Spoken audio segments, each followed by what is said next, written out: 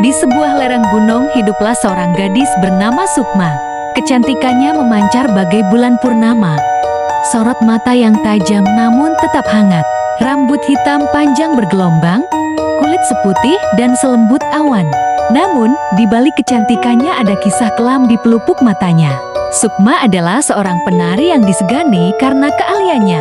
Dari panggung ke panggung, desa ke desa telah ia singgahi. Hingga siapa yang tidak mengenalinya kala itu.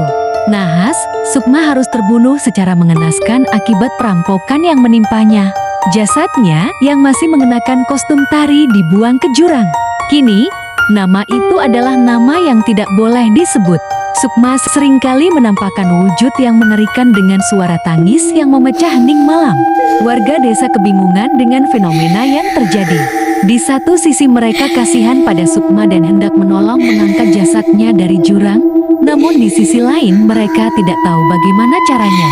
Bertahun berlalu, namun sosok Sukma tidak pernah lenyap. Ia sering terlihat berdiri di pinggir jurang atau melayang mengelilingi hutan tempat ia terbunuh.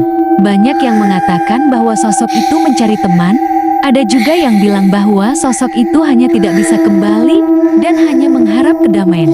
Suatu hari seorang wanita cantik berlari ke hutan. Wanita itu ketakutan, ia terus berlari hingga ia sampai di tepian jurang. Gadis itu melihat Sukma di tepi jurang. Tolong aku Nona. Mereka ingin membunuhku." Gadis itu terisak ketakutan. Sukma menghampiri gadis itu dan perlahan merasuki tubuhnya. Tubuh gadis itu melayang, matanya merah seolah siap menerkam siapa saja. Tak berselang lama datanglah 3 orang lelaki bertubuh kekar membawa senjata tajam. Mereka terkejut melihat gadis yang mereka cari melayang dengan tatapan yang menyeramkan. Sudah bertahun-tahun lamanya, mengapa orang-orang keji seperti kalian masih dibiarkan hidup? Sementara aku harus mati sia-sia. Sukma berteriak memecah keheningan malam. Para lelaki itu lari tunggang langgang, mereka lari menuju desa terdekat, namun rasanya mereka hanya berlari di tempat.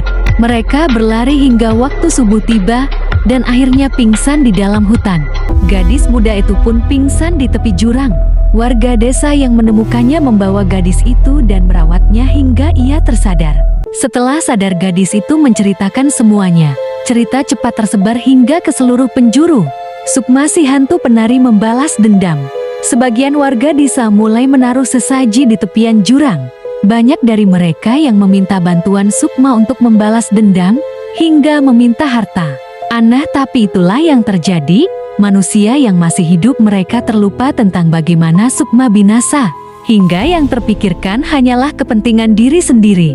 Kini, cerita Sukma melegenda dan masih banyak orang-orang yang percaya hingga datang berharap bantuan dari Sukma. Padahal Sukma sendiri tidak dapat membantu apapun.